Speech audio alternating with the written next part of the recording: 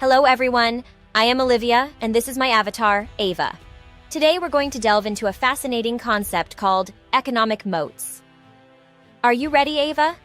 Absolutely, I'm ready to chat. But before we dive into the world of economic moats, let's understand what they actually are. The term economic moat was popularized by Warren Buffett. What we're trying to do is we're trying to find a business with a wide and long-lasting moat around it, protecting a terrific economic castle with an honest lord in charge of the castle. Imagine a castle with a deep, wide moat surrounding it, protecting it from external threats. In the business world, an economic moat serves a similar purpose. It represents a competitive advantage that protects a company from potential rivals. Companies with strong economic moats have a distinct edge, making it difficult for competitors to replicate their success. This advantage can be derived from various sources. It can be because it's the low-cost producer in some area. It can be because it has a natural franchise, because of service capabilities. It could be because of its position in the consumer's mind. It can be because of a technological advantage. For any kind of reason at all. Warren Buffett has highlighted several crucial sources of competitive advantage. In summary, economic moats are generally established by various factors. Firstly, we have brand identity. Think of companies like Coca-Cola. Its globally recognized brand makes it hard for other soda companies to match its appeal. Then, we have patents and copyrights. Pharmaceutical companies, for instance, often hold numerous patents which keep competition at bay, protecting their investments in drug development for years. Next up is switching costs. Ever thought about changing your software provider at work? It sounds like a nightmare, right? Software companies often create this kind of moat because it's expensive and inconvenient for customers to switch products. There's also what we call network effects. The more people use Facebook or Google, the more valuable these services become to each user. This makes it harder for new entrants to lure away their users. Lastly, let's talk about cost advantages. Some companies can produce goods or services more cheaply than their competitors. When you can deliver the same value at a lower price, that's a powerful moat. So there you have it. Economic moats formed by brand identity, patents, switching costs, network effects, and cost advantages. These are the defenses that keep companies safe in the competitive business world. Many shall be restored that now are fallen, and many shall fall that now are in honor. This quote from Horace's Ars Poetica is notably used by Benjamin Graham, who put it on the facing page of his influential book, Security Analysis. Mean reversion is an immutable law of the capital market, and the reason behind it lies in the changes in competition. In a perfectly competitive market, the long-term economic profit is zero. However, some companies can consistently generate positive returns and even consistently create excess returns higher than the normal positive return. The reason behind this is that the economic moat hinders the process of mean reversion.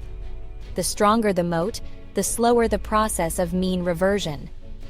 Buffett wrote in the 2007 letter to shareholders, "A truly great business must have an enduring moat that protects excellent returns on invested capital."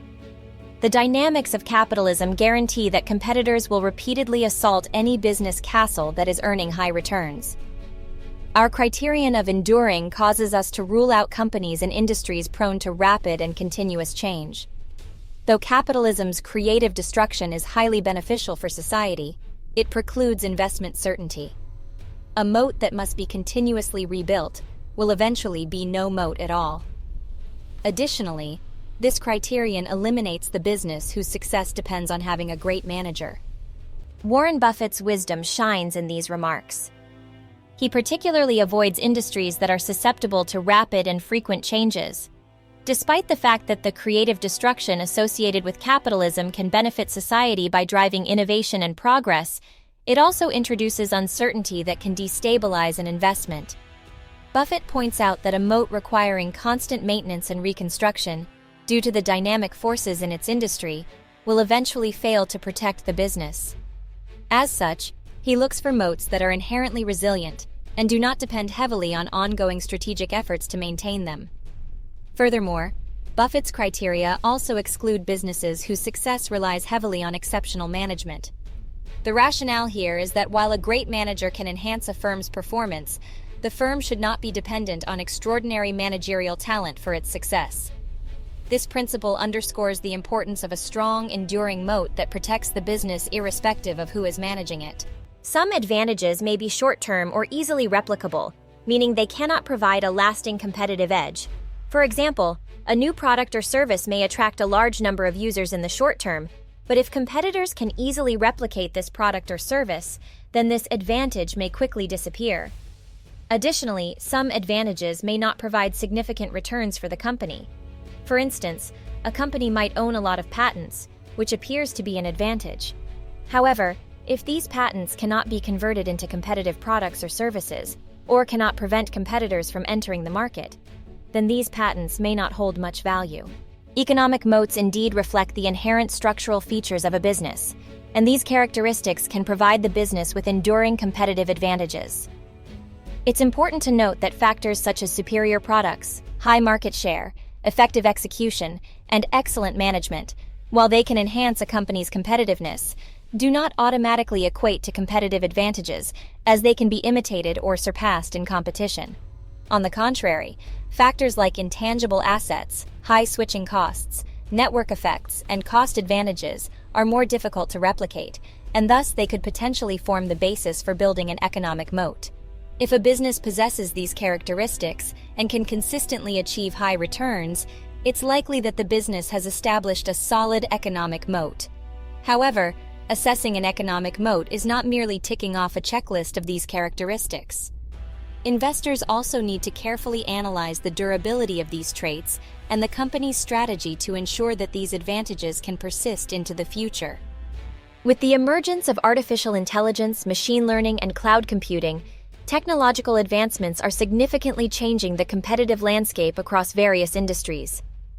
AI, machine learning, and cloud computing are allowing new players to disrupt industries. This is leading to a paradigm shift where the ability to leverage and adapt to these technologies is becoming a critical factor in establishing and maintaining a competitive advantage. AI companies have several potential avenues for establishing an economic moat. Here are a few possibilities. 1. Data advantage. AI models often become more effective as they are trained on larger and larger data sets.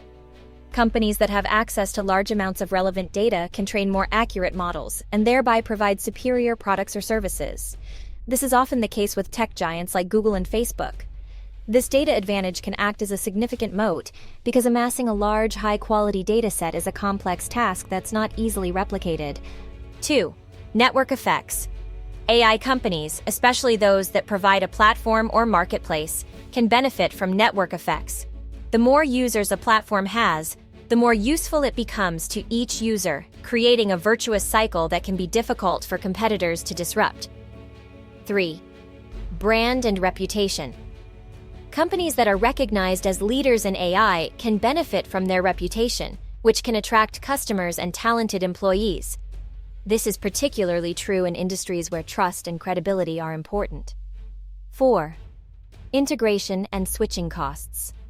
Once a company has integrated its AI solutions into its operations, it can be costly and time-consuming to switch to a different provider. These high switching costs can act as a moat. However, it's important to note that these potential moats aren't guaranteed. AI is a rapidly evolving field, and a company's competitive advantage can be eroded by technological advancements, regulatory changes, shifts in data privacy norms, and other factors. Therefore, investors need to spend time carefully distinguishing between true and false moats. All right, that's enough business strategy for one day. Don't forget to like, share, and subscribe so you don't miss our next deep dive.